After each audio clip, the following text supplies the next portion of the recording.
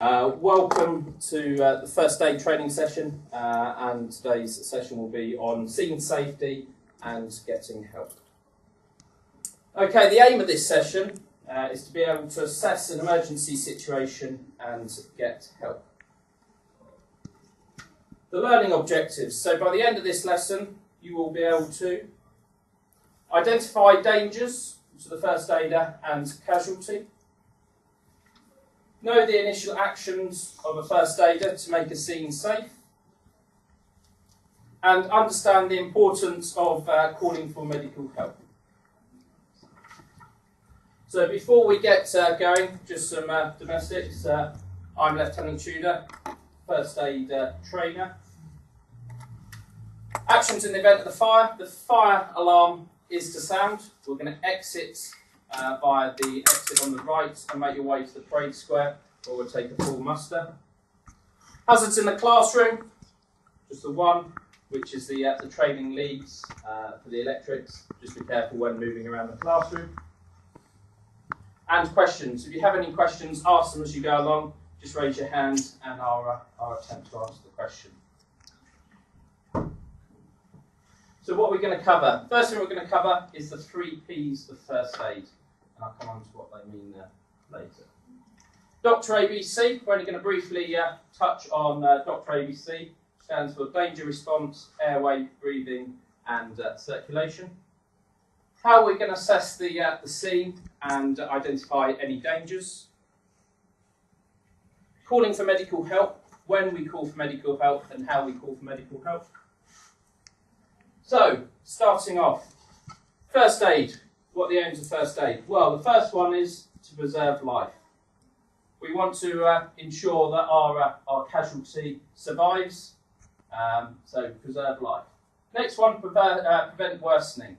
Now, this could be something as basic as moving your casualty out of the cold inside, where it's nice and warm, to prevent hypothermia. Or it could just be putting them in the recovery position. There's a whole host of things you can do to prevent your casualty from worsening. Next one is to promote recovery. The best way as first aiders we can promote recovery is to get medical help. Get your patient to hospital as soon as possible, and that's what we'll be covering later. So, this is what we call the first aid blueprint. So any first aid situation you come across, we're going to go through this. Dr. ABC. D stands for danger. So we're going to check the area for danger for yourself and the casualty. Next is response. So checking the response of the casualty. So they're anywhere from deeply unconscious to wide awake. Next, airway. Checking the airway, making sure the airway's open. Checking their breathing, and finally checking circulation, which means either commencing CPR or checking for signs of bleeding.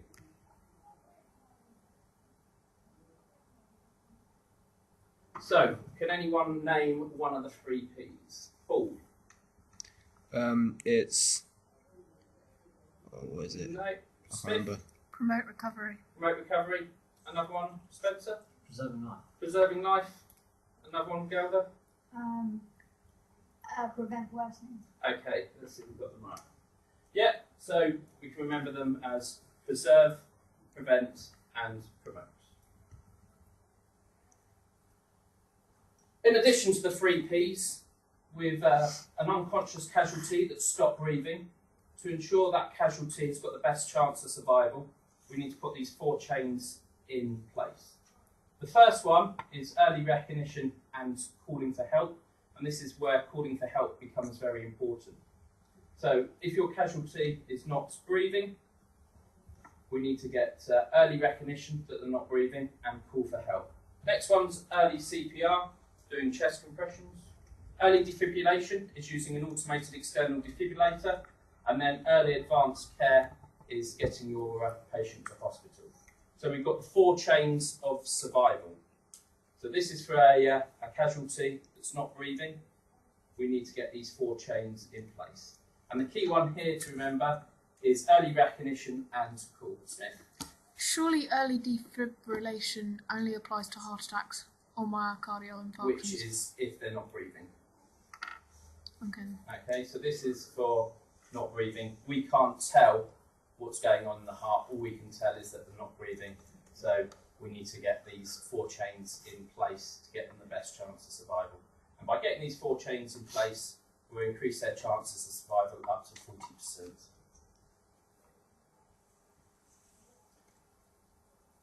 Okay, what we're going to do now is we're going to go back to that blueprint, and the first one is danger. Now, what I'd like you to do now is just get into groups of 2. Okay, I'm going to put a scene up on the projector, a photograph of a first aid scenario you might come across. And what I want you to do is list all the dangers in that scene that you might affect the casualty, yourself, and bystanders. Okay. So I'll quickly run through the scene, and then I'll hand out the exercise. So the scene is, we have a car that's hit a cyclist. The cyclist has been thrown off the bike, and the car is in the ditch. You've got one bystander to the left, and you've got a second car. What I want you to do is just spend 2 or 3 minutes discussing in groups of 2 what the dangers are to yourself, the casualty, and the bystander. Okay. Well, first you've got oncoming cars, and then you've got cars coming up from that side road. So just write them down. You've got the bike in the centre of the road, you've got the car possibly exploding. Shall I write them? Okay. So, Oh, really? It's just stop filming. Okay. I'm going to it. you've got car possibly exploding. Shall I just film again or turn it off? That's a shadow. Dangerous to the casualty and bystanders. Dangerous to the casualty is the fact that they're Oh, wow. Storage, that's like storage. What else could it be? The side of the road. Blood or That could be blood, or what else could it be? oil? Oil or petrol. Okay. So we're not sure what that is, so take it as could be any of those, and what the precautions you'll take. So you can't. To me, it's a puddle because it's got leaves in it. But then again, it could be like bits of finger. Being really threatening. You'd get the other How are we doing over here? So you're looking for dangers to yourself, the casualty, and the bystanders. Okay, so what you do is you take the bike and you put it in one road, and then you take like something else and put it in the other road. So you just basically stop the road. How are we doing? You've got everything so far. You can see there's like a cylinder, so you can't just use just the bike, not the road. No. So you'd need like at least another bystander, or you'd need to get the person in the car out. Yeah. So have a think about what you could utilise. You could use like massive branches from trees, Yeah. or you could use that car, like the car that's coming up. Yeah. You could swing that across the road and then put the Possibly, bike on the yeah. other path. But then you've still got to worry about the road behind you because it's a 3-way road. Another minute. And you want to get the person lean. in the car. Isn't there a way you like lean the neck forward into No, that's not. This isn't dangerous either. Okay, let's go through and see what we've got. Group 1, if you want to go through what you've... so list the danger and whether it's to yourself, the casualty, or the bystander. Okay, the second car you'd have to worry on, that's a danger to you and the casualty. If you trip over the bike, that's a danger to yourself, and we're thinking the car engine, you should probably turn it off, otherwise that could explode and that would be a danger to yourself and the bystander and the casualty. Okay, next group. Okay, we've got the cars in the road, and it's a 3-way road, so you need to like look out for all cars from all directions. You've got the car that's run into the tree because there's obviously someone in the car, so you don't want carbon monoxide poisoning or the car blowing that up. Yeah. And then you've got, like Holly said, you've got the bike in the centre, but mostly it's from oncoming cars, Oncoming cars. and that's just dangerous to everyone. We've got the oncoming car could maybe be travelling a bit fast and hit both the casualty and the responder. We've got the smoking and steaming car We've got hypothermia because the kids get the casualty Well done. might get Yeah. quite cold. We've got the bike, maybe tripping over the responder, and we've got the main road, so there could be more cars on their way. Excellent. So to summarise, to you as the first aider, okay, so there's possibly bodily fluids. So how are we going to protect ourselves from that? Blood. What are we going to? Gloves. Gloves. Excellent. Okay. If that is petrol on the ground there, ignition. So we probably have to consider any sources of ignition. The grey car in the background. What we could do there is we could ask that car to stop, get the driver out, and ask the driver to block the road to the right-hand side. Because what we don't want is another car coming in and injuring yourself when you're down dealing with the cyclist, or hitting the grey car as they come around the corner. We have got the driver in the red car. Okay, dangers to that driver, possibly explosion from the car, and if we move them unnecessarily, spinal injuries. As you've all said, there's the risk from the environment. We don't know what the temperature is, so there's a possibility of hypothermia, or in the summer, dehydration and getting excessively hot. The bystander. Okay, the bystander might not be trained, so we've got to take positive charge of the bystander and tell them exactly what we want them to do, but also we will be aware of their safety. So let's move on to the next scenario. Okay, which is scene 2. So we've got someone that's been out skiing and obviously taken some sort of tumble, and looks like they've got an open fracture to their leg. So again, what we're looking for is the dangers to yourself, the bystander, and the casualty. So same again, see what we can come up with.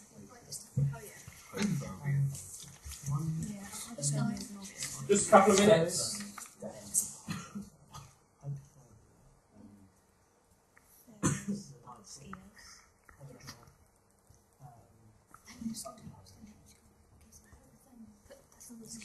And then there's obviously okay, so this is to everyone. If that's a big scheme as well, then there's going to be other people coming down. Okay, so you've got Another 30 seconds on this one. you could get archers. You've also got the problem of getting them back. The way he's Dangers, laid down with his head. food. So possible spinal Moves his head. Okay, yeah. Okay, let's see what we've got. We'll start with Spencer. What have you got? We've got hypothermia, Hypothermia. Yeah. possible dehydration, Dehydration. We don't know how long they've been there, and it can also get quite warm, can't it? other skiers, Other skiers. Excellent. and where it looks like they're on a slope, so there could be a chance of slipping down. You got anything different? we've got spinal injuries. Spinal injuries. Very good. Anything else? No. Okay. The other thing we've got to consider is that it's an open wound and infection for the casualty, so that's a danger for the casualty. Also, bodily fluids with the first aider and the bystander. Excellent. So, what we can take out of this is make sure we've got the right equipment. Okay, so if we've got a first aid box, we're utilising the gloves out the first aid box.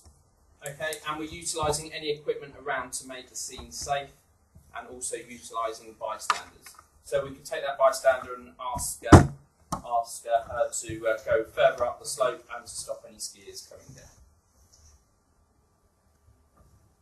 Okay, so just to summarise this little section on keeping safe, we need to be aware of dangers to yourself and the casualty, as well as to any bystanders. Just don't think about the casualty. When the adrenaline's flowing and you come across a casualty, you're normally just thinking about getting that casualty well, getting in there and sorting them out. But quite often, just by standing back and you calling for help and not actually dealing, treating the casualty is the best thing.